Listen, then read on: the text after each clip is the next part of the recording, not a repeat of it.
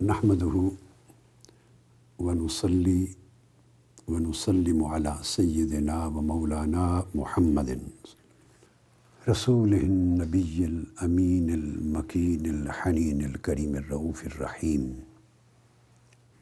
أما بعد بسم اللہ الرحمن الرحیم۔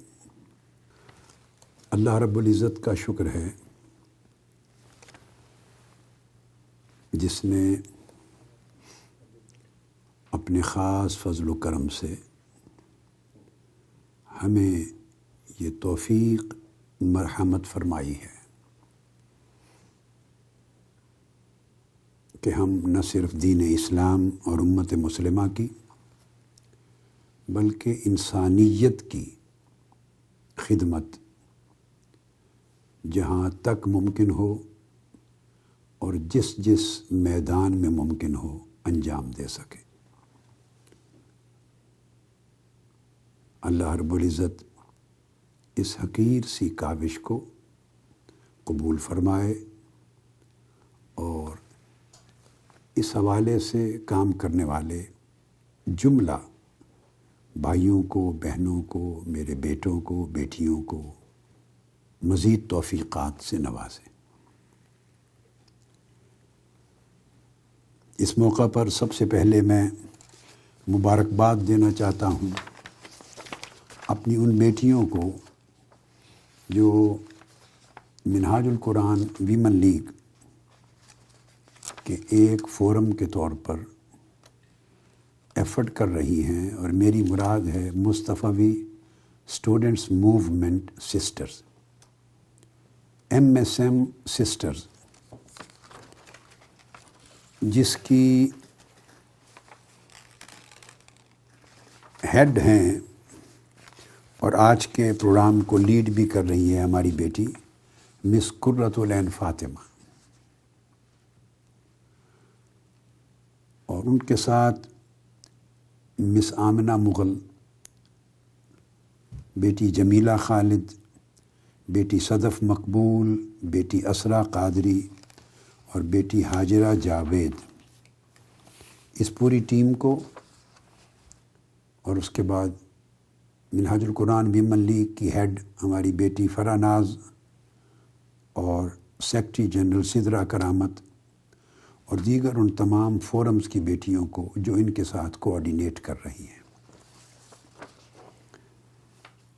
آج کی اس نہایت ہی شاندار تقریب کے انعقاد پر MSM سسٹرز کو میں خصوصی طور پہ صمیم قلب سے مبارکباد پیش کرتا ہوں۔ میرا دل بہت خوش ہوا ہے کہ آج الحمدللہ تعالی اس پورے پروگرام میں پاکستان کے نامور professionals, surgeons, medical specialists, professors, associate professors, assistant professors اور میڈیکل یونیورسٹیز کے وائس چانسلرز اور اس شعبے سے تعلق رکھنے والے دیگر بڑے اہم معزز افراد شریک ہیں۔ پھر اس میں MBBS ڈاکٹرز بھی پارٹیسپیٹ کر رہے ہیں، پیرامیڈیکل سٹاف بھی ہے، میڈیکل سٹوڈنٹس بھی ہیں جنہوں نے آئندہ ڈاکٹرز بن کر لوگوں کی جان اور صحت کی حفاظت کی عظیم ذمہ داری اٹھانی ہے۔ اور MSM سسٹرز جو بیٹیاں ہیں، مس قرۃ العین فاطمہ اور اس کی پوری ٹیم اور منہاج القرآن ویمن لیگ کی بیٹیاں اس بات پر بھی مبارکباد کی مستحق ہیں کہ اس میں نہ صرف پاکستان سے شرکاء ہیں بلکہ USA سے بھی ہیں پارٹیسپینٹس، یورپ سے بھی ہیں، یونائٹڈ کنگڈم سے بھی ہیں، UAE سے بھی ہیں، اور تو یورپ میں پھر ڈنمارک سمیت کئی ممالک آ گئے، اور وہاں سے ایک بیٹی شازیہ رانا ہے جو ان کے ساتھ کوآرڈینیٹ کر رہی ہیں کووڈ-19 کے ایکسپیرینس کے حوالے سے، اور یونائٹڈ کنگڈم سے محمد رفیق ہیں، اور خاص طور پہ سیکرٹری جنرل محترم خرم نواز گنڈاپور اور بریگیڈیئر اقبال احمد جو وائس پریزیڈنٹ ہیں تحریک منہاج القرآن کے اور ویمن لیگ کے پورے گروپ ہیڈ ہیں، انہوں نے انہیں اس پروگرام کو آرگنائز کرنے میں رہنمائی بھی فراہم کی ہے، ہر ممکن فیسیلیٹیٹ کیا ہے، سپورٹ کیا ہے۔ اس کے بعد تمام شرکاء کو ویلکم کرتا ہوں جن کا میں نے اجمالی طور پہ ذکر کیا۔ آج کی گفتگو کے لیے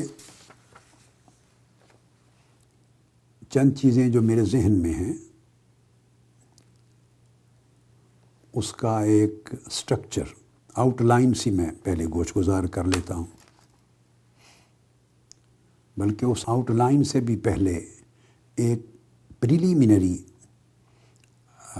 سٹیٹمنٹ ہے، آپ یوں سمجھ لیں، وہ یہ کہ زندگی میں آپ کوئی بھی پروفیشن اڈاپٹ کرنے لگیں تو اس پروفیشن کے لیے آدمی اپنا ایک منزل، اپنا آبجیکٹو، ڈیسٹینیشن سیٹ کرتا ہے، اس کے لیے اپنے رول کا تعین کرتا ہے، اپنی لائف کے گولز کو متعین کرتا ہے کہ کس طرح step by step in goals کو اچیو کرنا ہے اور الٹیمیٹ آبجیکٹو تک پہنچنا ہے۔ پھر وہ تمام ذرائع بروئے کار لاتا ہے جو اسے اپنے گولز اور الٹیمیٹ آبجیکٹو میں کامیابی سے ان کے حصول میں اس کو سپورٹ کرتے ہیں، اسٹرینگدن کرتے ہیں، فیسیلیٹیٹ کرتے ہیں اور ان کو ایٹماسفیئر مہیا کرتے ہیں۔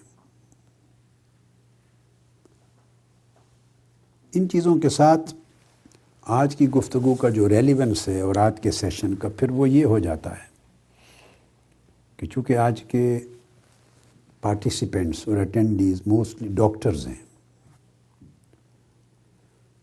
ڈاکٹرز ہماری مسلم سوسائٹی میں بھی ہوتے ہیں، doctor of course western society میں بھی ہیں، جہاں سوچ کا اور عمل کا انداز ٹوٹلی سیکولر ہے، فیتھ بیسڈ نہیں ہے، وہ یہ سروسز انجام دیتے ہیں ہیومینیٹیرین بنیادوں پر، یہی ان کا مذہب ہے، ہیومن ویلیوز ہیں، ہیومینٹی کی سروس ہے، ہیومینیٹیرین سٹینڈرڈز ہیں، ان کو اچیو کرنا ہے، یہی ان کے نقطہ نظر میں عام طور پہ یہی دنیا ہے، یہی آخرت ہے۔ تو ان میں موسٹلی لوگ اپنے پروفیشنل آنیسٹی کے ساتھ اپنے فرائض انجام دیتے ہیں۔ ہماری اسلامک سوسائٹی میں ایک چیز اس پر اضافی ہے جو بالعموم ویسٹرن سوسائٹی میں بسنے والے لوگوں کی کنسیڈریشن نہیں ہوتی۔ ہیومینیٹیرین ایسپیکٹ تو آف کورس موجود ہیں، پروفیشنل پروفیشنسی کے ایسپیکٹ بھی آف کورس موجود ہیں۔ خدمت انسانیت یہ نہ کسی مذہب کے ساتھ خاص ہے، نہ کسی معاشرے اور طبقے کے ساتھ خاص ہے، یہ عالمگیر کانسیپٹ ہے، ویلیو ہے، اس کی اہمیت ہے، اس کی قدر ہے، منزلت ہے۔ Faith, religion, creed, ethnic background, race, colour, region, ہر چیز سے ماورا یہ ایک کامن فیکٹر ہے، یونیورسل فیکٹر ہے۔ مگر اسلامک سوسائٹی کا فرد ہونے کے ناطے اور مسلمان ہونے کے ناطے ہمیں ایک اینگل اور مل جاتا ہے کہ اس عمل کی، اس پریکٹس کی، اس پروفیشن کی کوئی آخرت میں بھی سگنیفیکنس ہے، فیتھ اس کو کتنا سپورٹ کرتا ہے، کتنا سگنیفائی کرتا ہے، کتنا اس کو ویٹ دیتا ہے، اور اللہ کے حضور، اللہ کے رسول کے حضور اس کی روحانی اسپریچول قدر و منزلت اور مقام و مرتبہ ہے، تاکہ وہ ایڈیشنل ایک ذریعہ بن سکے موٹیویشن کا۔ اپنے جذبہ اخلاص اور محنت کو اور بڑھانے کا اور اپنے گول کو بہتر سے بہتر طریقے سے متعین کرنے کا۔ تو گویا اس کا ایک روحانی اور اخروی پہلو بھی ہے۔ یہ نعمت ہمارے پاس ہے، پریولیج ہمارے پاس ہے بحیثیت مسلمان۔ اب اس چیز میں ڈاکٹرز بھی شامل ہیں، سرجنز بھی شامل ہیں، پیرامیڈیکل سٹاف سارا شامل ہے، کہ ایک تو سروس ٹو ہیومینٹی ہے، اور پھر میں کہہ رہا ہوں یہ سروس ٹو فیتھ ہے، سروس ٹو آلمائٹی اللہ ہے، یہ اللہ کی عبادت ہے، ورشپ ہے۔ آپ علاج کرتے ہیں، کسی کی جان بچاتے ہیں، کسی کی صحت کی حفاظت کرتے ہیں، میں اس کو کہہ رہا ہوں کہ یہ اٹ سیلف اللہ کی عبادت ہے۔ اس پر آج کی گفتگو انشاءاللہ ہوگی۔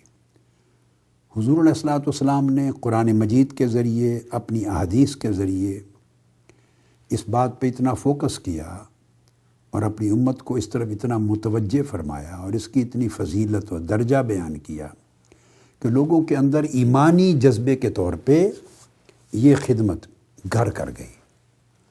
اور اوائل وقت میں جب میڈیکل سائنس اس وقت کی جو ویسٹرن ورلڈ تھی یا یورپ تھا اس وقت، تو اس کے اندر بہت پیچھے تھی۔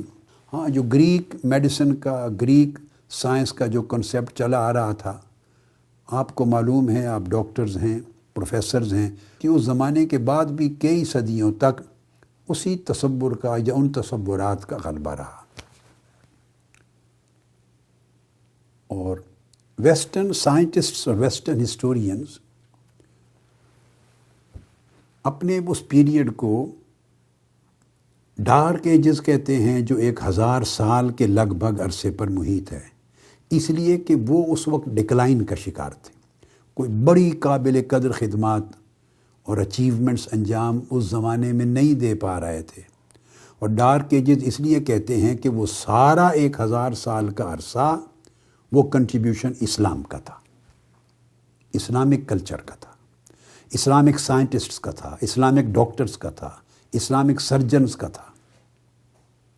تو اس پورے خلا کو اسلام پر کر رہا تھا، چونکہ تاریخ کا وہ ایک تسلسل جو گریک سے لے کے ماڈرن یورپ تک پہنچا، تو یہ جو درمیان کا عرصہ تھا، مڈل ایجز جس کو کہتے ہیں، اس میں ان کے ارتقاء کے سفر میں ایک رکاوٹ آ گئی، ڈسکنیکٹیویٹی آ گئی، اور وہ 800 سے 1000 سال کا عرصہ انسانیت کو اس علم کا نور فراہم کرنے کا فریضہ اسلام نے اور اسلامک کلچر نے اور اسلامک سائنٹسٹس اور اسلامک ڈاکٹرز نے انجام دیا، جس کو وہ اپنی تاریخ میں ڈسکنیکٹیویٹی کی وجہ سے ڈارک ایجز کا نام دے دیتے۔ تو اس کا بھی تھوڑا سا تذکرہ آ جائے گا کہ پتہ چلے کہ ہیومن ہسٹری میں جو میڈیکل سائنسز کے فیلڈ میں مسلم اسکالرز کا یا مسلم سائنٹسٹس کا کیا رول ہے۔ یہ چند چیزیں میں آج کی گفتگو میں کوشش کروں گا کہ اختصار کے ساتھ کور ہو جائیں۔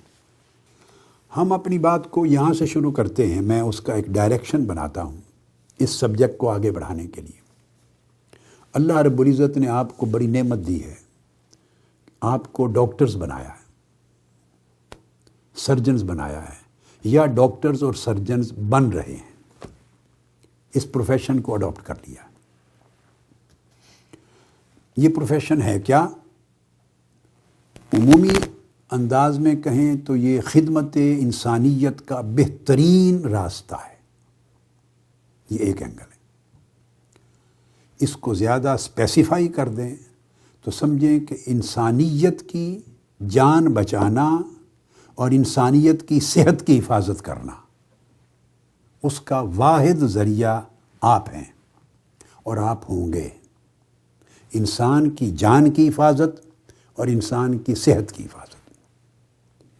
انسانی زندگی میں یا کائناتی زندگی میں یہ ایک اہم فریضہ ہے جو آپ کے پروفیشن کے سپرد ہے۔ اس کی اہمیت کیا ہے؟ اس کو سمجھنے کے لیے میں ایک خاص سمت سے، ڈائریکشن سے بات شروع کرتا ہوں۔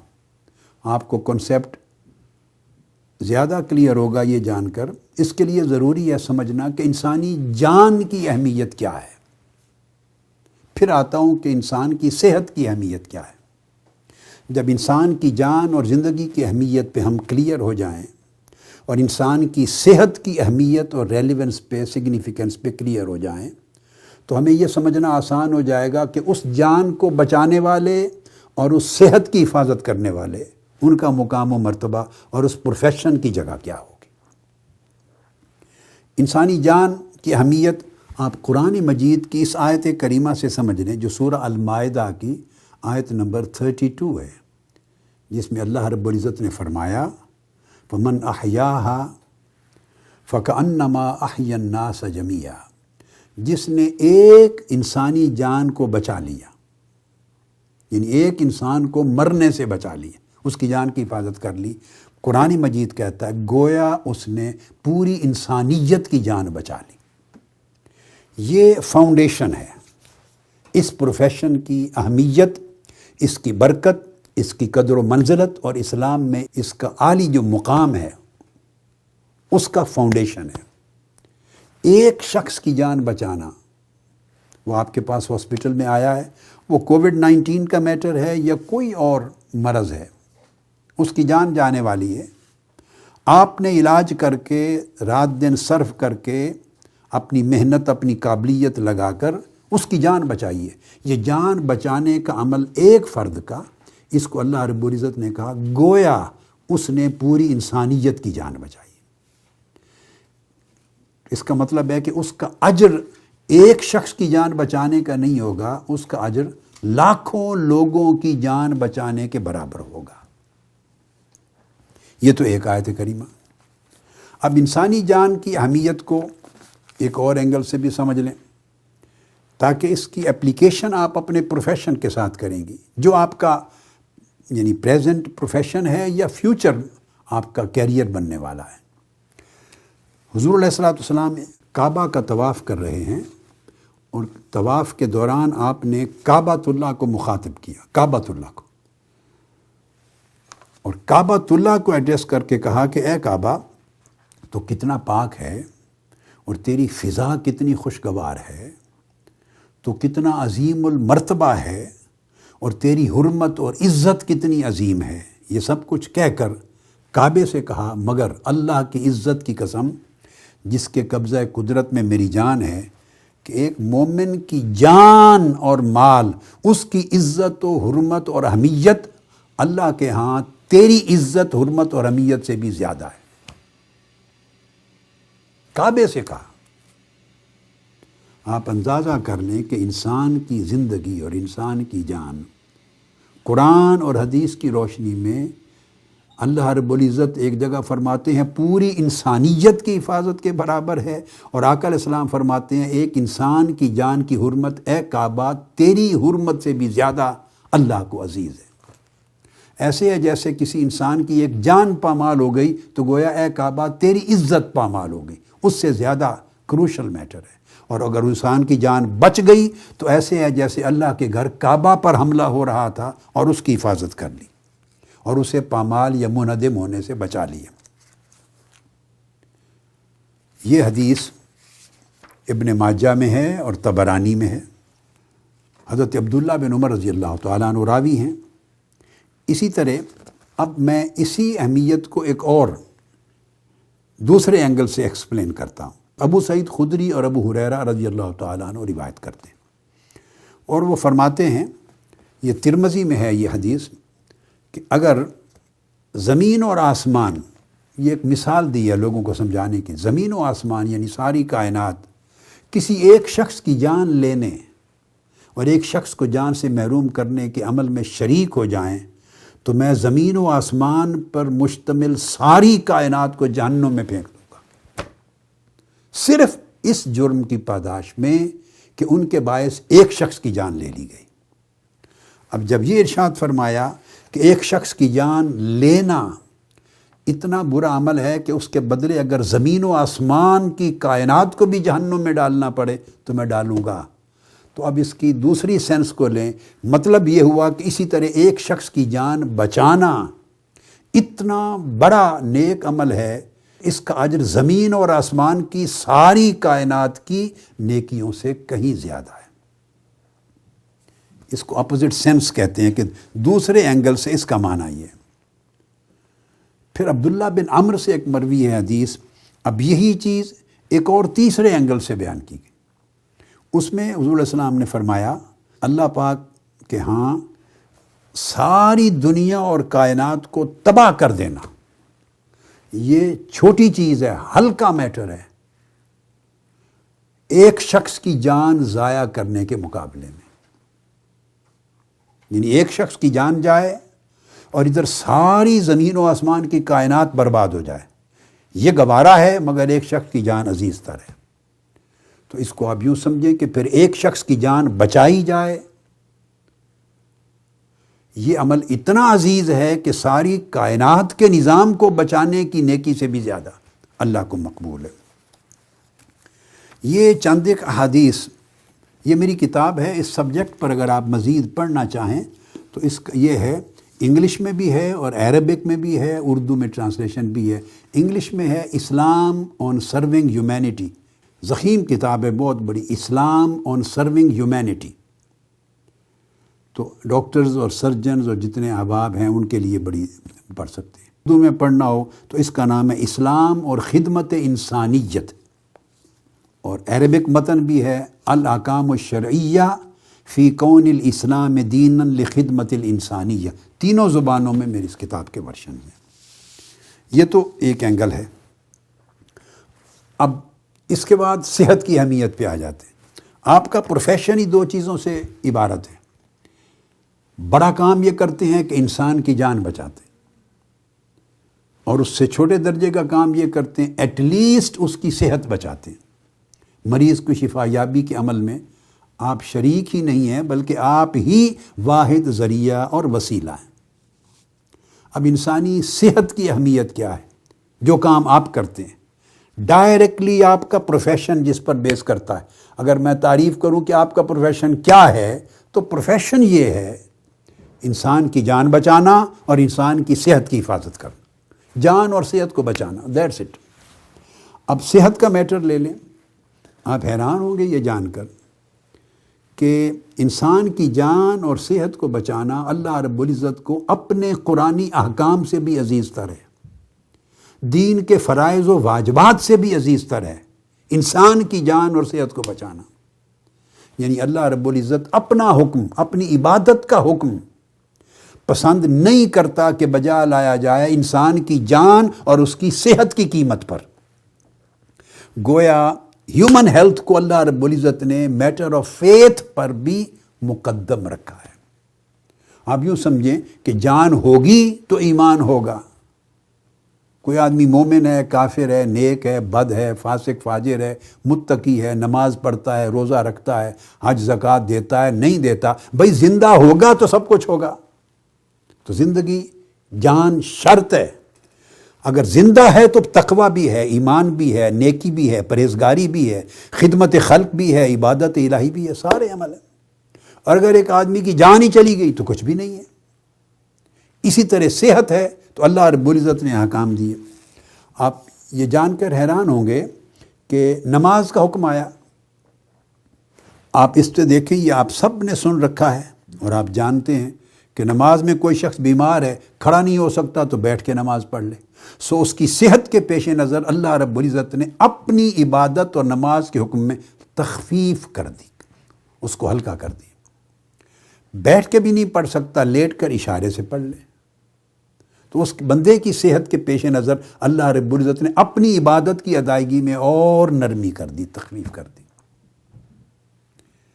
اسی طرح وضو کا حکم آیا، اور ایک بڑا دلچسپ واقعہ آپ انجوائے بھی کریں گے اور یہ حقیقت ہے۔ تو جب وضو کا حکم آ گیا تو مدینہ طیبہ میں ایک شخص، ایک صحابی تھے، وہ حضور علیہ السلام کی خدمت میں حاضر نہیں ہوئے، کوئی میٹر تھا اس کے لیے، آپ نے پوچھا تو وہ موجود نہیں تھا۔ جب وہ بعد میں وہ صحابی حاضر ہوا تو پوچھا بھئی آپ موجود نہیں تھے ادھر میری مجلس میں، کیا میٹر ہے؟ آپ کا کجاوہ درست کرنا تھا، آپ نے نہیں کیا، کسی اور نے کیا تو وہ صحیح فکس نہیں ہوا، اونٹ کے اوپر کی جو سیٹ ہے۔ عرض کیا یا رسول اللہ صلی اللہ علیہ وسلم مجھے غسل کی ضرورت تھی اور میں بیمار تھا، پانی بہت ٹھنڈا تھا، مجھے خیال گزرا کہ اگر ٹھنڈے پانی سے غسل کیا تو ہلاک ہو جاؤں، مر جاؤں گا، تو میں غسل نہیں کر سکا، اس وجہ سے میں نے مناسب نہیں جانا کہ آپ کے کجاوے کو ہاتھ لگاؤں اور وہ کام انجام دوں، میرے ہاتھ ٹھیک نہیں، تو میں نے کسی اور کو کہہ دیا۔ آقا علیہ السلام سن کے مسکرا پڑے، جبرائیل امین آیت تیمم لے کے نازل ہو گئے۔ اب آپ اندازہ کر، یہ واقعہ بہت سو کو، میرا اپنا خیال ہے 99% سے بھی زائد لوگوں کو علم نہیں کہ آیت تیمم کیسے آئی۔ ایک شخص ٹھنڈے پانی سے نہانے سے ہلاکت کا محسوس کر رہا ہے، خوف، تکلیف ہے، اس کا خیال ہے، تو فوری متبادل حکم آ گیا کہ اگر آپ بیمار ہیں، تکلیف ہے، پانی ٹھنڈا ہے، اس سے آپ کی صحت خراب ہونے کا ڈر ہے، تکلیف یا مرض کے بڑھنے کا ڈر ہے، تو میرا وضو چھوڑ دیں، مٹی کے ساتھ تیمم کر لیں، تو احکام طہارت میں تبدیلی کر دی۔ اس طرح روزے کا حکم آیا، ساتھ ہی فرمایا ان کان مریضاً، اگر کوئی مریض ہے تو روزہ کو مؤخر کر لے، اچھے دنوں میں بعد میں رکھ لے، تو فوری اللہ رب العزت انسانی صحت کے لیے یا اپنے حکم میں تخفیف کر دیتے ہیں یا اس میں تاخیر کر دیتے ہیں، اس کو آگے لے جاتے۔ تمام احکام کا طریقہ ہے۔ آپ کو یہ بھی معلوم ہے کہ حلال و حرام کے احکام آئے، قرآن مجید میں لسٹ گنوائی گئی، انما حرم علیکم المیتۃ والدم ولحم الخنزیر، یعنی مردار اور خنزیر اور فلاں چیزیں اور خون حرام ہے۔ تو جو چیزیں حرام ہیں جب ان کی لسٹ آ گئی تو اینڈ پر اللہ رب العزت نے فرمایا فمن اضطر غیر باغ ولا عاد فلا اثم علیہ، یہ سب چیزیں حرام ہیں، ان کا کھانا حرام ہے، مگر جو شخص بیمار ہو یا انتہائی اضطرار کی حالت میں ہو کہ اس کی جان جا رہی ہو، جان بچانے کے لیے اگر ان میں حرام چیزوں میں سے بھی کچھ کھا کر جان بچانے کی قدر اس کی زندگی اور جان بچ سکے تو اس کے لیے حلال ہے۔ اللہ رب العزت نے اپنی حرمت کے احکام کو سسپینڈ کر دیے، سسپینشن ہو گئی اس کی جان بچانے کے لیے، اللہ کے احکام مستثنیٰ ہو گئے۔ آپ اندازہ کر لیں کہ صحت کو کتنا ملحوظ رکھا گیا ہے، اور یہ تمام دین کے شرعی احکام کے اوپر یہ پرنسپل ایکولی اپلائی ہوتا ہے۔ ہر چیز جب آتی ہے تو ساتھ اس کے صحت کی شرائط ہیں، اور صحت میں نقص و کمزوری ہو ہر حکم میں تخفیف ہوتی چلی جاتی، خواہ اس کا تعلق حج سے ہے یا دیگر امور سے ہے۔ تو یہ ہے انسان کی جان اور اس کی صحت کی ریلیونس۔ آپ کو پچھلے ہی دنوں یاد ہوگا جب یہ کرونا وائرس کا معاملہ شروع ہوا اور کووڈ-19 کے بارے میں لوگوں کو آگاہی زیادہ نہیں تھی، تو مذہبی حلقوں میں تشویش تھی، نماز جمعہ ہم نے تو مسجد میں ہی پڑھنا ہے، کیسے مسجدیں ویران کر دیں، کیسے چھوڑ دیں مساجد کو، تو ایک تشویش تھی۔ تو میں نے اسٹیٹمنٹ سب سے پہلے دیا، بلکہ خطاب کیا جو ٹی وی چینلز پہ چلا، اس سے پہلے بلکہ کوارنٹین کا اور آئسولیشن کی بات کے اوپر حدیث دی کہ دور رہیں، ڈسٹینسنگ پیدا کریں، بخاری مسلم اور دیگر کتب سے اس کی احادیث دی۔ پھر نماز جمعہ کا اور مسجد کی نمازوں کا معاملہ آیا تو میں نے اس کے اوپر احادیث دی کہ آقا علیہ السلام نے تو سخت بارش کے دنوں میں جب کیچڑ تھا اور لوگوں کے پھسل کے گرنے کا ڈر تھا، جسٹ کہ گر نہ جائیں، چوٹ نہ آ جائے، فرمایا اپنی اپنی رہائش گاہوں پہ نماز پڑھو۔ سفر تھا، اذان دینے کے بعد اعلان کروا دیا۔ یعنی انسان کی جان، اس کی زندگی، اس کی صحت، اس کی تندرستی ہر چیز پر مقدم رکھی گئی ہے۔ جب یہ اہمیت سامنے آ گئی تو اس کا مطلب ہے جو پروفیشن انسان کی جان اور اس کی صحت کی بہتری کے لیے کام کرتا ہے، اس پروفیشن کا تقدس اور اس پروفیشن کا مبارک ہونا اور اللہ کے ہاں آخرت میں باعث اجر ہونا ہر شے سے بلند ہے۔ تو فیتھ بھی اس کے ساتھ کنیکٹڈ ہو گیا۔ اس لیے حضور نبی اکرم صلی اللہ علیہ وآلہ وسلم نے اپنے زمانہ اقدس میں جو مسجد ہے، ہم تو یہ سمجھتے ہیں نا کہ مسجد کے ذریعے فیتھ کی سروس ہوتی ہے، ایمان، دین، اسلام، تعلیمات، قرآن، سنت، شریعت کے احکام کی تعلیم ہوتی ہے اور عبادت ہوتی ہے، نماز پڑھی جاتی ہے، احکام الہیہ۔ مگر ان سے ہٹ کر دو کام حضور علیہ السلام نے ہمیشہ مسجد سے لیے، یہ سنت نبوی ہے۔ ایک تو پروٹیکشن آف فیتھ، اس کا مرکز تو مسجد ہے، مگر اس کے ساتھ ایجوکیشن اور human health, education and health, ان دو چیزوں کا کام بھی مسجد سے لیا۔ جتنی مساجد مدینہ طیبہ میں حضور علیہ الصلوۃ والسلام نے جب ہجرت فرمائی تو جتنی مساجد مدینہ طیبہ میں بنی، تمام مساجد کو حضور علیہ الصلوۃ والسلام نے 7 سکولز ڈکلیئر کر دیا تھا۔ تو آقا علیہ السلام کے زمانہ اقدس میں قرب و جوار میں، نزدیک و دور، جتنی مساجد مختلف قبائل کے صحابہ کرام نے بنائی، ہر مسجد لوکل سکول بنا دیا گیا۔ الگ وسائل تو نہیں تھے کہ سکول الگ بنائے جائیں، مسجد بطور سکول بنا دی، اور وہاں پھر سبجیکٹس تھے۔ اس پر میرے خطابات ہیں، میں نے اس پر بیان کیا ہوا ہے، اور میری کتب بھی ہیں، اس کے اندر یہ چیزیں میری کتابوں میں، سیرت کی کتابوں میں، دیگر خطابات میں درج ہیں۔ آپ مزید ڈیٹیل سٹڈی کرنا چاہیں تو یہ میٹیریل بھی اویلیبل ہے۔ تو اپنے ٹیچرز بھیجتے تھے، ایک سلیبس مقرر کیا، کریکولم مقرر کیا، اس کے متعین سبجیکٹ تھے، اور وہ پڑھائے جاتے تھے۔ تو سکولنگ بھی کرائی تاکہ قوم کو ایجوکیشن ملے مسجد کے ذریعے، ایک ان کے دین اور ایمان کی فیتھ کی حفاظت ہو، ایک ان کو ایجوکیشن ملے۔ 2، تیسرا ہیلتھ۔ آپ حیران ہو جائیں گے کہ مسجد سے ہیلتھ کا کام لیا جاتا تھا۔ ہاں، کئی مواقع پر مسجد کو بطور ہاسپٹل یوز کیا گیا، اور پھر کچھ سرجنز تھے، ان کے موبائل میڈیکل کیمپ بنا دیے گئے تھے مسجدوں میں۔ مسجد کے اندر صحیح بخاری میں ہے، صحیح بخاری میں، یعنی آپ حیران ہوں گے، پورا چیپٹر ہے صحیح بخاری کا، کتاب الصلاۃ میں ایک چیپٹر ہے، باب الخیمۃ فی المسجد للمرضی، مریضوں کے علاج کے لیے موبائل کیمپ مسجد میں لگانے کا چیپٹر۔ یہ صحیح بخاری کا چیپٹر ہے، میں نے وہ پڑھ کے بتایا۔ غزوہ احزاب کے بعد جب بنو قریظہ کے لیے لوٹے، سعد بن معاذ زخمی تھے، اور ایک خاتون تھی انصار کے قبیلہ اسلم سے، ان کا نام تھا رفیدہ اسلمیہ، وہ سرجن تھی، اور ان کا ایک اپنا کیمپ تھا، پھر ان کی کچھ سٹوڈنٹس تھیں، اور ان کی ایک اپنی ٹیم تھی۔ وہ جہاں بھی غزوہ احد سے لے کر دیگر غزوہ خیبر تک واقعات آتے ہیں، جہاں کہیں بھی جنگوں کے لیے جاتے اور لوگ زخمی ہوتے، وہ اپنا موبائل ہاسپٹل ساتھ لے کے جاتی تھی۔ اس طرح صحابہ کرام مرد بھی سروسز دیتے، مگر انہوں نے اپنی خواتین کی ایک ٹیم بلڈ اپ کر رکھی تھی۔ سعد بن معاذ کو جب زخمی ہو کے آئے تو فرمایا مسجد میں رفیدہ کے میڈیکل کیمپ میں اس کو بھیج دو، رفیدہ کے میڈیکل کیمپ میں بھیج دو، وہاں وہ اس کا علاج کرے گی، اور میرے بھی قریب ہوگا، میں اس کو وزٹ کرتا رہوں گا، اس کی خیریت دریافت کرتا رہوں گا۔ اب آپ چونکہ بیٹیاں ہماری ایم ایس ایم سسٹرز نے آج کا یہ ارینج کیا ہے، آرگنائز کیا ہے سارا، اور موسٹلی جو ڈاکٹرز ہیں ان میں بھی میری بیٹیاں اور ہماری بہنیں شامل ہوں گی، بتا رہی تھی 90% خواتین ہوں گی، تو ان کے لیے بطور خاص ان کی دلچسپی کے لیے میں چند نام بتا رہا ہوں۔ یہ وہ خواتین ہیں جو صحابیات تھیں، آقا علیہ السلام کی صحابیات میں سے تھیں، اور ڈاکٹرز اور سرجنز تھیں، اور پیرامیڈیکل سٹاف تھی۔ ڈاکٹرز تھی، اب صاف ظاہر ہے اس زمانے وہ ڈاکٹر ہونا، سرجن ہونا، معالج ہونا، طبیب ہونا، اس کا ایک اپنا سطح تھا نا، 1400 سال پہلے ان ایجز کی بات کر رہے ہیں۔ تو ڈاکٹرز تھی اس زمانے میں، سرجنز تھی، اور پھر پیرامیڈیکل سٹاف بھی تھی، اور پھر اسسٹ کرنے والی بھی تھی۔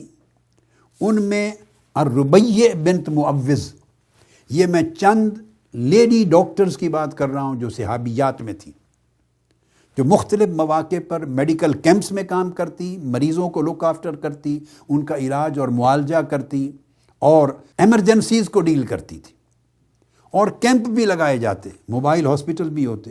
ایک ربیع بنت معوذ، دوسری رفیدہ الاسلمیہ انصاریہ، تیسری انہی حضرت رفیدہ کی سسٹر تھی کعیبہ بنت سعد الاسلمیہ، یہ ڈاکٹرز بتا رہا ہوں۔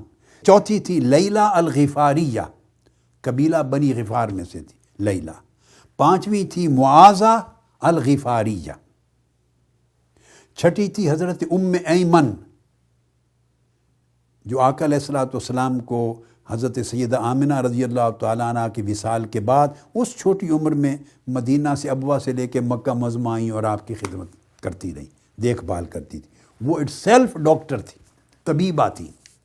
7ویں تھی ام زیادہ الاشجعیہ، 8ویں تھی ام سنان اسلمیہ، 9ویں ام کبشہ، اور 10ویں تھی ڈاکٹر ام ورقہ الانصاریہ. یہ 10 ڈاکٹرز تھیں آقا علیہ السلام کی صحابیات میں سے، جو میڈیکل سروسز فراہم کرتی تھیں. اور ایسا بھی ہوا کہ ایک مرتبہ ایک مسجد میں 2 میڈیکل کیمپ لگائے ہوئے تھے، 2 میڈیکل ہاسپٹل تھے. ایک رفیدہ کا تھا جن میں سعد بن معاذ کا علاج ہو رہا تھا، اور ایک خیمہ میڈیکل کیمپ تھا بنی غفار کا. یعنی اب آپ اندازہ کر لیں کہ مسجد ہے، آقا علیہ السلام نے علاوہ عبادت کے یا مسجد کو سکولنگ کے لیے اجازت دے رکھی تھی کہ جہاں سکول بنے، ٹیچنگ ہو، ایجوکیشن ہو، اور یا ہاسپٹل کے طور پر ایمرجنسی وارڈ بنا رکھا تھا. ICU تھا اس وقت کا، یا ہیلتھ ایمرجنسیز کو ٹریٹ کرتے تھے مسجد میں. میں نے سبب اس کا اس لیے سمجھا دیا، کوئی کہے کہ مسجد تو عبادت کی جگہ ہے، لیکن آقا علیہ السلام نے عبادت سے پہلے انسانی جان کی حفاظت کو مقدم رکھا ہے. انسانی جان مقدم ہے. اللہ نے اپنی عبادت کے حکام کو کم سے کم تر، نرم سے نرم تر کر دیا ہے اس کی جان کے پیش نظر، اس کی صحت کے پیش نظر. اس کی جان اور صحت کو ایڈریس کرنا مسجد میں کیوں ناجائز ہوگا؟ تو مسجد بطور ہاسپٹل یعنی استعمال ہوتی تھی. اور پھر اس کے بعد بڑی سگنیفیکنٹ چیز یہ ہے، جو حضور علیہ الصلوۃ والسلام کے ارشادات ہیں، یہ جو عمل ہے یعنی خدمت انسانیت کا اس طرح کا عمل، ایک ڈاکٹر جو فریضہ ادا کرتا ہے، ایک نرس فریضہ ادا کرتی ہے، ایک سرجن جو فریضہ ادا کرتا ہے، اور پیرا میڈیکل سٹاف ہے آپ کے ساتھ جو فریضہ ادا کرتا ہے. خاص طور پہ آج ان ایام میں کووڈ-19 کا جو وقت ہے اور کرونا وائرس کا، جس میں یعنی لوگ بالکل بے بس ہیں کہ علاج دریافت نہیں ہوا، ویکسین دریافت نہیں ہوئی. جس شخص کو ہوتا ہے اسٹریٹ اوے اسے اپنی موت نظر آتی ہے. ساری دنیا، گھر والے سب بے بس ہو جاتے ہیں. اس بے بسی اور بے کسی کے عالم میں آپ اپنی جان کو جھونکتے ہیں، لک آفٹر کرتے ہیں، اس مریض کو ڈیل کرتے ہیں. اور پھر پاکستان جیسی سوسائٹی میں آپ کے پاس اپنی حفاظت کی وہ تمام تدابیر میسر نہیں ہیں. اور پھر ادروائز بھی باقی لائف میں جب پیشنٹس کو ڈیل کرتے ہیں، آپ تو تمام تر کوشش کر کے اس کی جان صحت کی حفاظت کرتے ہیں. امر اللہ کے ہاتھ میں ہے، وہ زندہ رہتا ہے نہیں ہوتا. آپریشن کرتے ہیں، زندہ رہتا ہے، مرتا ہے کیا ہوتا. مر جاتا ہے تو تہمت بھی ڈاکٹر پہ آتی. یعنی بہت بڑا عظیم کام بھی ہے، اور at the same time human relations کے باب میں تھینک لیس جاب بھی ہے. اگر وہ صحت یاب نہیں ہو سکا تو لوگ تانا بھی ڈاکٹر کو دیں گے. تو جس طرح تھینک لیس ہوتا چلا جاتا ہے نیک کام، اتنا اس کا اجر بڑھتا چلا جاتا ہے، کیونکہ اس کے اجر کے ساتھ آپ کا صبر بڑھتا ہے. تو کبھی لوگوں سے اجر کی توقع نہ کریں لائف میں. کبھی وہ آپ کو اپریشیٹ کریں گے، کبھی نہیں کریں گے. اپریسیشن کرنے والی ذات صرف اللہ کی ہے، اللہ اور اللہ کے رسول کی. آپ کے لیے آخرت تیار ہے. آپ نے انسانیت کی خدمت کی ہے تو لوگوں کا جان بھی بچائی ہے، صحت بھی بچائی، ایمان بھی بچایا، گھرانہ بچایا، ان کے بچوں کے اوپر چھت بچائی، آپ نے سوسائٹی بچا لی. اس لیے تو کہا انسانیت کی حفاظت ہے. آپ نے وہ بڑا کام کیا جس کے مقابلے کا کوئی اور پروفیشن نہیں ہے. تو لوگوں سے اجر کی، تھینک فلنس کی، گریٹفلنس کی توقع نہ کریں، اپریسیشن کی توقع نہ کریں. اپریسیشن اللہ کی بارگاہ، وہ آخرت کے لیے. اس لیے حضور علیہ السلام نے فرمایا، بخاری اور مسلم کی متفق علیہ حدیث، ابن عمر فرماتے ہیں، جو شخص کسی ایک بھائی کے لیے اس کی پریشانی کو رفع کرتا ہے، اور ڈاکٹر سے بہتر، سرجن سے بہتر، میڈیکل سٹاف سے بہتر کسی کی پریشانی رفع کرنے والا اور کون ہے؟ پریشانیاں لاکھ صحیح، مگر جان کی پریشانی سے بڑی تو کوئی پریشانی نہیں ہے. صحت کی پریشانی سے بڑی تو کوئی پریشانی نہیں. فرمایا جو ایک پریشانی کو دور کرنے کا باعث بنتا ہے، قیامت کے دن اللہ پاک اس کے بدلے میں اس کی پریشانی کو دور کر دے گا. یہ متفق علیہ حدیث ہے. اور حضرت انس رضی اللہ تعالیٰ عنہ فرماتے ہیں کہ جو شخص کسی کی پریشانی دور کرنے کے لیے ایک قدم چلتا ہے، اللہ رب العزت اس کے پہلے قدم سے لے کے آخری قدم تک اس کے نام اعمال میں نیکیاں لکھتے ہیں. اگر وہ اس کی پریشانی دور کر لی، یعنی وہ شخص صحت یاب ہو گیا یا اس کی جان بچ گئی، تو اللہ پاک اس بندے کو، اور اس بندے میں اس وقت سب سے بہتر مخاطب ڈاکٹر اور سرجن اور میڈیکل سٹاف ہے، اگر اس نے اس کی پریشانی دور کر دی، اور میں اپلائی کر رہا ہوں یعنی اس کی جان بچ گئی، صحت یاب ہو گیا، تو فرمایا اس کا اجر کیا ہوگا؟ وہ پریشانی دور کرنے والا شخص، اس کو اللہ پاک سارے گناہوں سے اس طرح پاک کر دے گا جیسے بچہ ماں کے پیٹ سے نکلتا اور پاک ہو جاتا ہوتا ہے۔ اور اگر وہ انحالہ کا اس پروسیس میں ڈیتھ ہو گئی، میں نے جب یہ حدیث پڑھی تو میں بڑا حیران ہو رہا تھا۔ اب کسی کی پریشانی دور کرنے کے لیے اللہ پاک نے اس کے سارے گناہ معاف کر دیے، اور ایسا کر دیا جیسے ماں کے پیٹ سے آج پیدا ہوا ہے۔ یہ توبہ تو ہو گئی، مگر یاد رکھ لیں اس کا تعلق حقوق اللہ سے ہے۔ اگر بندوں کے ساتھ زیادتی، ظلم، حق تلفی کی ہوگی تو اس پر اطلاق نہیں ہوتا، حقوق العباد معاف نہیں ہوتے، وہ الگ سے ان کی کمپنسیشن کرنی ہوتی ہے۔ اللہ اپنے حقوق معاف کر دیتا ہے جیسے آج پیدا ہوئے۔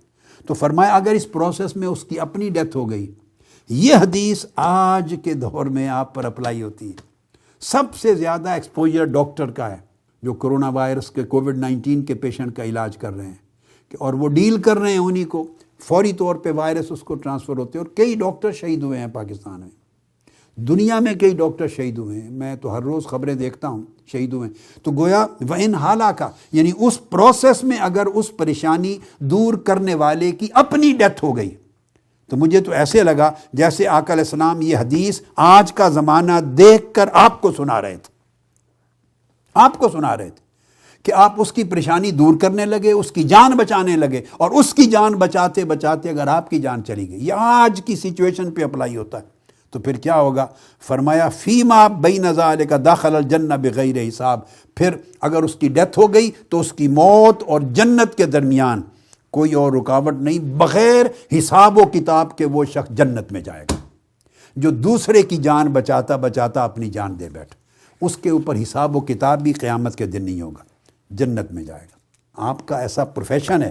آقا علیہ السلام نے فرمایا، عبداللہ بن عمر روایت کرتے ہیں، فرمایا کہ اللہ پاک نے کچھ ایسے لوگ پیدا کیے ہیں، ہر سوسائٹی میں، ہر معاشرے میں کچھ ایسے لوگ ہیں جن کی طرف لوگ پریشانی میں جاتے ہیں، اپنی مشکل کے لیے جاتے ہیں، اور آف کورس ڈاکٹرز اور سرجن یہ سب سے بہترین طبقہ ہے کہ لوگ اپنی جان اور صحت کی حفاظت یا جان اور صحت کی پریشانی میں ان کی طرف جاتے ہیں، فرمایا ان کے پاس جاتے ہیں۔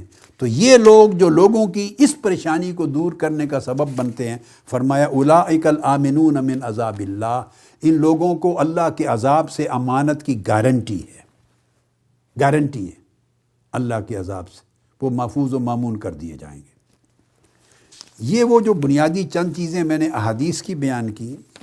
اب آخر پہ ایک بڑی ریلیونٹ حدیث آپ کے میڈیکل پروفیشن کا نام لے کے آقا علیہ السلام نے بات کی، وہ سناتا ہوں۔ حضرت ابو ہریرہ عبداللہ ابن عباس رضی اللہ تعالیٰ عنہ راوی ہیں، مسند الحارث کی حدیث ہے، حدیث نمبر 205 ہے۔ وہ فرماتے ہیں کہ آقا علیہ السلام نے ہمیں ایڈریس کیا، اور جو خطاب کیا وہ آپ کی حیات طیبہ کا مدینہ مبارکہ کے اندر آخری خطاب تھا، مدینہ طیبہ کا آخری ایڈریس تھا آپ کا، سپیچ جو آپ نے فرمائی، پھر آپ کا وصال ہو گیا۔ فرمایا اس خطاب میں آقا علیہ السلام نے فرمایا من سعى لمريض فی حاجت خرج من ذنوبہ کیوم ولدتہ امہ، جو شخص کسی مریض کا علاج کرے اور پوری ایفرٹ کرے، اپنی پوری محنت ایمانداری سے صرف کر دے مریض کی شفا یابی کے لیے، فرمایا اللہ پاک اس کے گناہ اس طرح معاف کر دیتا ہے جس طرح بچہ آج ماں کے پیٹ سے پیدا ہوتا ہے اور اس پر کوئی گناہ نہیں ہوتا۔ اور پھر یہ بات حقوق اللہ کے لیے، یہ وجہ تھی کہ جب حضور علیہ الصلوۃ والسلام نے اس پروفیشن کی اتنی اہمیت دلا دی اور انسانیت کی خدمت کا سب سے اعلیٰ درجہ اور رتبہ اس پروفیشن کو دے دیا، سب سے اعلیٰ درجہ، تو پھر امت مسلمہ کی تاریخ میں لوگ اس طرف چل پڑے اور میڈیکل سائنس نے ترقی کی۔ وہ تو اوائل دور تھا، بالکل پریلیمنری سٹیج تھی، پھر لوگوں نے علم طب سیکھا، سرجری سیکھی، میڈیکل سائنس میں اس زمانے کی دستیاب معلومات اور علم اور سکل اور ٹیکنالوجی کے مطابق انہوں نے ڈیولپ کیا، اور ابھی 2 صدیاں نہیں گزری تھی، 2 صدیاں یورپ ابھی تاریکی میں ڈوبا ہوا تھا کہ مسلم ورلڈ میں صرف آقا علیہ السلام کے بعد 2 سینچریز کے اندر میڈیکل سائنس پوری مشرق سے مغرب تک دنیا کا لائٹ ٹاور بن گیا۔ میڈیکل کالجز بنے، میڈیکل یونیورسٹیز بنی، میڈیکل سکولز بنے، کتابیں لکھی گئیں، بڑے بڑے ڈاکٹرز اور سرجن سائنٹسٹ پیدا ہوئے، جابر بن حیان پیدا ہوئے آج سے 1200 سال قبل، چونکہ اتنی ترغیب دے دی تھی کہ مسلم امہ اور اسلامک کلچر ٹارچ بیئرر بن گئے، لیڈر بن گئے انسانی تاریخ کا میڈیکل سائنس میں۔ الرازی آئے، ابو القاسم الزہراوی آئے، ابن سینا آئے، ابن رشد آئے، الکندی آئے، خالی الرازی جن کی وفات کو آج 1100 سال ہو چکے ہیں، 1100 سال، آج کی بات نہیں کر رہا، آپ چلے جائیں 1000 سال نہیں، 1100 سال قبل، 930 عیسوی، آج 2020 ہے، میں 1930 کی بات کر رہا ہوں، انہوں نے میڈیکل سائنس پر 200 کتابیں لکھی، 1100 سال قبل 200 کتابیں میڈیکل سائنس پہ لکھی، وہ لیٹن میں، انگلش میں، یورپین لینگویج میں ترجمے ہوئے۔ میزلز اور سمال پاکس کی سب سے پہلی تشخیص انہوں نے کی، اور ایک انسائکلوپیڈیا آف میڈیسن لکھا، دا کمپریہنسو بک آن میڈیسن، 20 والیومز کی، 12 جلدوں کی کتاب لکھی، جو صدیوں تک یورپ کے کالجز میں، یونیورسٹیز میں ٹیکسٹ بکس کے طور پہ پڑھاتی رہی۔ پھر آپ کو معلوم ابو علی حسین بن سینا آئے، انہوں نے کینن آف میڈیسن لکھا، القانون، اور وہ یورپ کی یونیورسٹیز میں، فرانس میں، جرمنی میں، آکسفورڈ میں، یورپ کے وسطی زمانے تک ٹیکسٹ بک کے طور پہ پڑھائی جاتی رہی۔ پھر مسلمانوں نے میڈیکل سائنس کے ساتھ پیتھالوجی کو ڈیولپ کیا، ابو ریحان البیرونی آئے، فارمیکالوجی کو ڈیولپ کیا، انہوں نے آپتھلمولوجی کو ڈیولپ کیا، میڈیکل کالج کی ٹیکسٹ بکس تیار کی، اتنا ڈسپلن بنایا میڈیکل سائنس میں کہ بار بار شاپس پر بھی انسپیکشن میڈیکل اصولوں کے مطابق کی جاتی تھی، اور ہاسپٹلز کے الگ وارڈز تھے، آج سے 1100 سال قبل سرجیکل وارڈ الگ بنائے، فیور کے وارڈ الگ ہوتے، آئی وارڈ الگ ہوتے، انٹسٹائنل ایلمنٹس کے وارڈ الگ ہوتے، اور اس طرح اتنا یہ فلم پھر فارموکالوجی کا، ادویہ سازی کا نالج، وہ اس مسلمانوں نے پوری دنیا کو آگے انٹروڈیوس کروایا، اس پر کتابیں لکھی، اور سرجری کا نالج انٹروڈیوس کروایا، اس پر کتب لکھی، آپتھلمولوجی کا نالج اس کو آگے ڈیولپ کیا، انیستھیزیا، اس کے بانی مسلم سائنٹسٹ اور مسلم ڈاکٹرز بنے، سرجری سے پہلے انیستھیزیا دینا۔ علی بن عیسیٰ اس کے فاؤنڈر تھے جنہوں نے انٹروڈیوس کروایا یہ بے ہوش کرنے کا نظام، پھر سرجن ابو القاسم الزہراوی نے، اور پھر اس طرح باقی اور ڈاکٹرز نے۔ گویا ایک طویل تاریخ ہے کہ امت مسلمہ نے اس کی خدمت انجام دی، اور یہی خدمت علم تھی، سائنس کی خدمت، ٹیکنالوجی کی خدمت، میڈیکل سائنس اور دیگر تمام سبجیکٹس کے اندر، اس میں یعنی بیالوجی انہوں نے انٹروڈیوس، اس میں ڈیولپ کی، زوالوجی ڈیولپ کی، باٹنی ڈیولپ کی، اور تمام اناٹمی ڈیولپ کی، ایمبریالوجی ڈیولپ کی، ایک ایک سبجیکٹ پر ڈیپتھ میں میڈیکل سائنسز میں گئے۔ اتنی محنت کی امت مسلمہ نے کہ پوری دنیا کے لیڈرز رہے، لیڈر پوری دنیا، اقوام عالم کا انہیں بنایا علم نے، سائنس نے، ٹیکنالوجی نے، میڈیکل سائنس نے، خدمت انسانیت نے، اور نالجبل کلچر نے، کلچر آف نالج نے ان کو لیڈر بنایا۔ جب علم کا زوال شروع ہوا، انہی سے علم منتقل ہوا یورپ میں، اور یورپ سے نارتھ امریکہ میں، مسلم ورلڈ سے، بغداد سے، کورڈوبا سے، اسپین سے، نیشاپور سے، کائرو سے، دماسکس سے، انہی سینٹرز جو نالج کے تھے اور سائنس کے، یہاں پڑھنے آتے تھے یورپ کے تمام ممالک سے لوگ۔ ان کی یونیورسٹیز علم لے کے یورپ میں جاتے رہے۔ جب ادھر زوال شروع ہوا، ادھر عروج شروع ہوا۔ تو جب عروج تھا میڈیکل سائنس میں اور دیگر سائنسز میں، تو پوری دنیا کے لیڈر تھے۔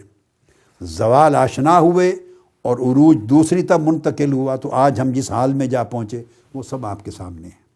تو میں سمجھتا ہوں بہت بڑی عظیم لیگیسی ہے، آپ کے پاس عظیم پروفیشن ہے، پروفیشن بھی ہے، زندگی میں ارننگ کا ذریعہ بھی ہے، خدمت انسانیت کا ذریعہ بھی ہے، اور آخرت کو بنانے اور جنت پانے کا ذریعہ بھی ہے، اللہ کے قریب ہونے کا ذریعہ بھی ہے، ایمان کو مضبوط تر ہونے کا ذریعہ بھی ہے، اور سراسر عبادت ہے۔ اس میں جتنی نیک نیتی سے، اخلاص سے، سنسیریٹی سے اور اچھے جذبے سے آپ پڑھیں گے، آگے بڑھیں گے، ڈیولپ کریں گے اور پریکٹیکل لائف میں لوگوں کی خدمت کریں گے عبادت سمجھ کر، جتنی عبادت سمجھ کے کریں گے سنسیریٹی سے۔